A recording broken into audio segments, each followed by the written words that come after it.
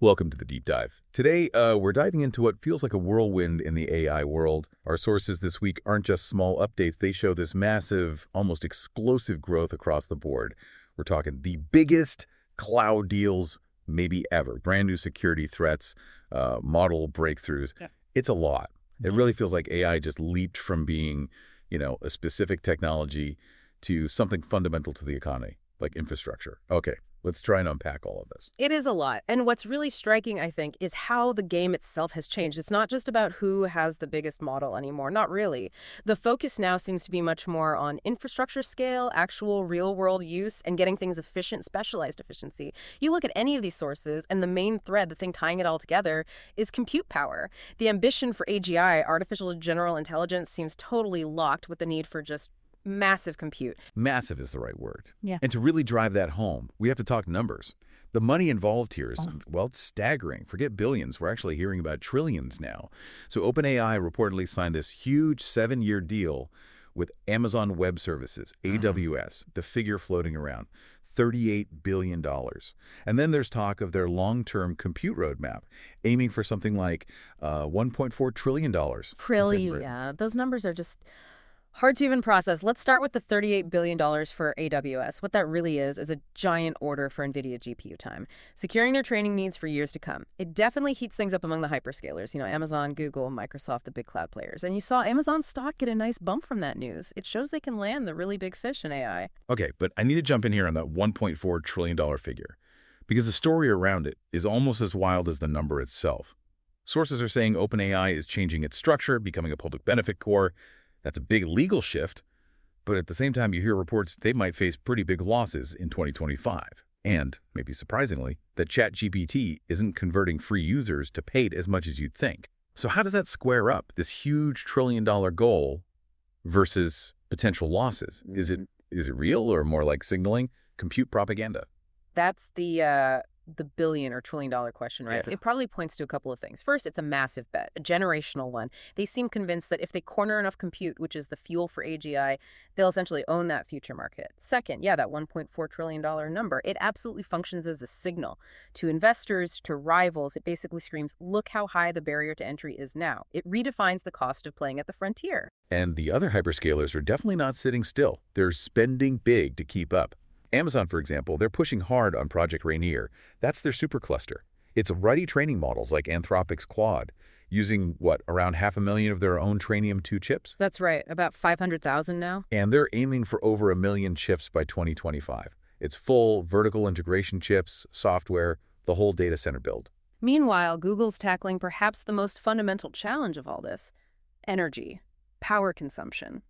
They're making it clear that AGI really depends on solving the power problem, which is why you see things like Project Suncatcher being explored. It sounds almost sci-fi, putting their TPUs, their custom chips, maybe in space for cleaner power and better cooling. Wow, okay, space TPUs, that's ambitious. Yeah. But it's not just moonshots or maybe sunshots. They're also competing on cost right here on Earth. Google just slashed prices pretty dramatically. Gemini batch down 50%, context caching costs cut by 90%. Yeah, that's significant. They're clearly trying to get more developers using their stuff, lowering that cost barrier for deploying complex models. Yeah. Flood the market with builders on their platform. And this whole infrastructure arms race, it's absolutely global now. This isn't just a Silicon Valley thing anymore. You see it in the sources like the big telecom and NVIDIA data center planned for Munich. That's $1.1 billion for 10,000 GPUs. Analysts are literally mapping out this boom in huge AI megacenters, 1 gigawatt plus facilities built just for AI. And China's making its own strategic moves, planning something like $70 billion for data centers, both domestic and overseas. Plus, TSMC, the chip manufacturer, is speeding up its advanced packaging because these AI chips need to be incredibly dense. And the money is just pouring in following these builds. Poolside, an AI development startup, just raised $1 billion at a $12 billion valuation. Wow. And you see it physically, too. Sierra Technologies just signed the biggest AI office lease in San Francisco this year, 300,000 square feet. It feels like a real land grab. Cloud capacity, chip making, even downtown real estate. Right. And all that investment, that tsunami of capital, it leads directly to what we're seeing in the the model wars. We've established the compute is getting built out at incredible scale.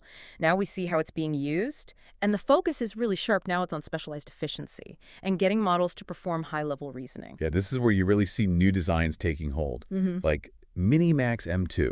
It's a big model, 230 billion parameters, but it's a mixture of experts. And MOE model.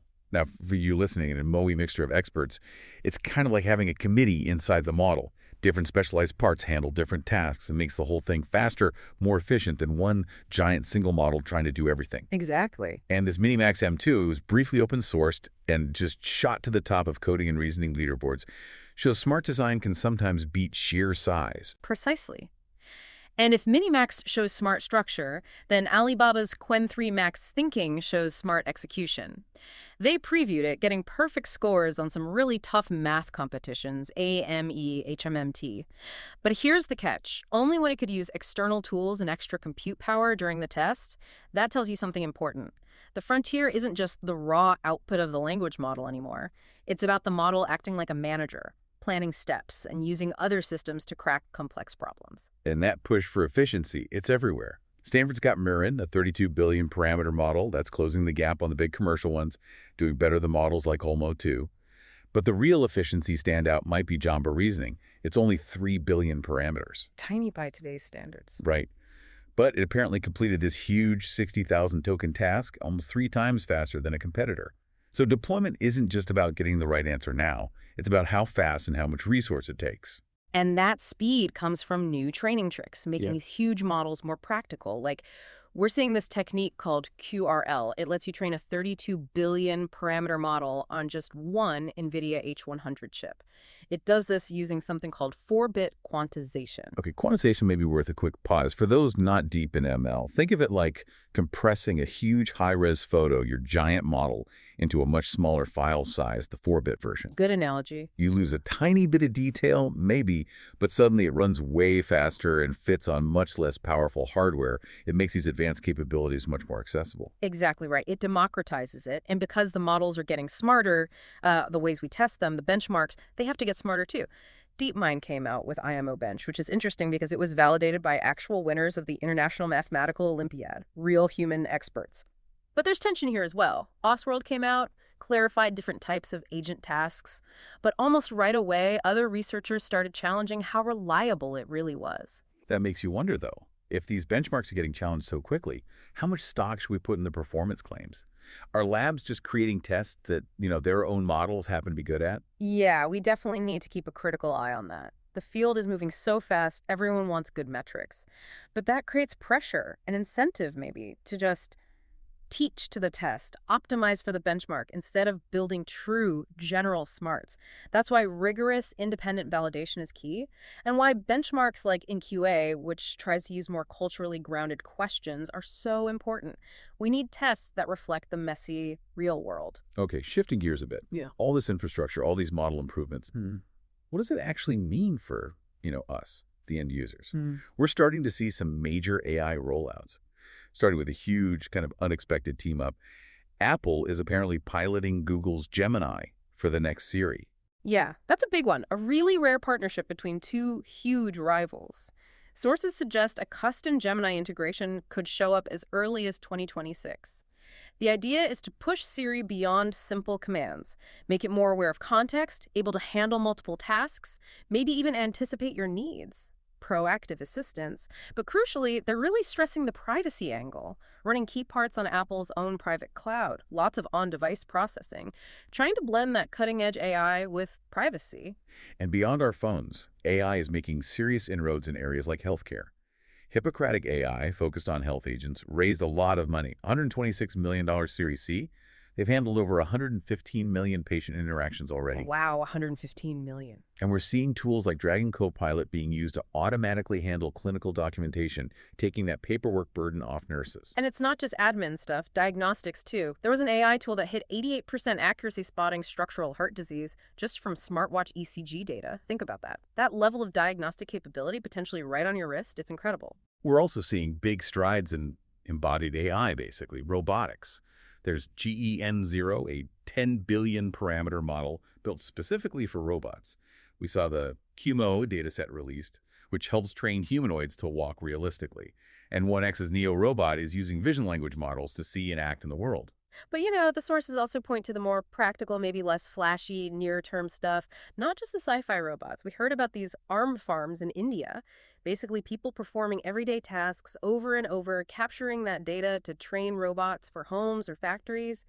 That focus on just getting realistic training data, plus the idea that maybe teleoperated robots, humans controlling them remotely, are the more practical next step for home use. It shows a focus on what works now, not just the ultimate goal. And finally, for the people building all this AI, the developers, they're getting supercharged tools. Comfy Cloud gives instant access to GPUs, cutting out setup headaches.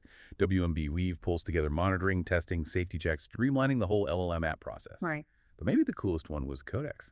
It offers automated code reviews for GitHub pull requests at a senior engineer level. That's automating a really high-scale task. Yeah, not just finding bugs, but reviewing code like an experienced human would. But this incredible speed, this capability explosion, it's creating new problems almost as fast as it's solving old ones, especially around governance, safety, security. Right, we have to talk about the darker side, the dual-use risk.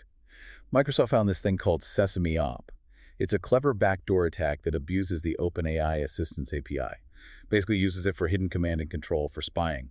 The same powerful tools we use for good can absolutely be turned into weapons. And almost in direct response, OpenAI released its own defensive AI agent called Aardvark. It's apparently based on GPT-5, and its job is to automatically find and patch software bugs, vulnerabilities. It perfectly captures the current state, doesn't it? This high-stakes arms race between offensive AI trying to break things and defensive AI trying to fix them. And the intellectual property fights are really escalating too.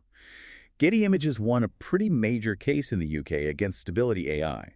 The court found Stable Diffusion infringed trademarks and, crucially, used copyrighted images in its training data.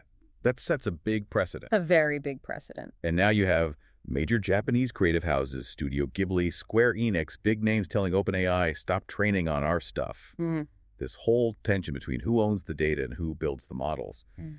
It's getting very heated, very financial. And the old problems haven't gone away either. Bias, misinformation, still very real risks. Google had to temporarily pull back its open source Gemma model, remember?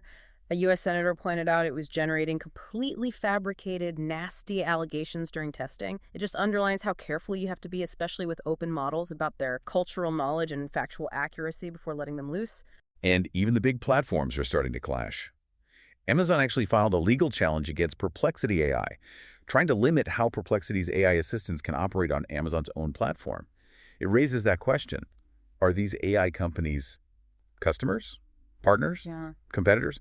For the hyperscalers, it seems like the answer changes depending on the day. So, okay, if we zoom out from all these specifics, what's the big picture?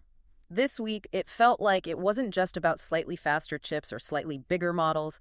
It felt like the weak infrastructure, massive trillion-dollar infrastructure, became the central strategy defining where AI goes next. Yeah, my main takeaway is that kind of strategic dissonance, maybe. You have these unbelievable numbers, the $1.4 trillion plan, the $38 billion deal, huge financial muscle, and yet people inside the industry are already saying the bottleneck isn't the tech, the hardware, or the algorithms anymore. That's exactly right. Despite these mind-bending investment plans, you hear smart people arguing the real constraint, the real bottleneck, is societal capacity. Our ability as a society to actually absorb and manage change happening at this speed. We seem to be building this future much faster than our institutions, our ethics, our ways of thinking can keep up. Which leaves us, and leaves you, with a final thought to chew on. If getting to AGI really means solving compute and power like Project Suncatcher suggests, and if the speed of this change is truly outpacing our society's ability to adapt, then what are the skills we need, like right now? What do we personally need to get good at? Things like evaluation literacy, knowing how to judge these AI claims, systems thinking, seeing the bigger picture. What skills do we need to master just to manage the world this incredible compute race is busy creating around us? Something to think about.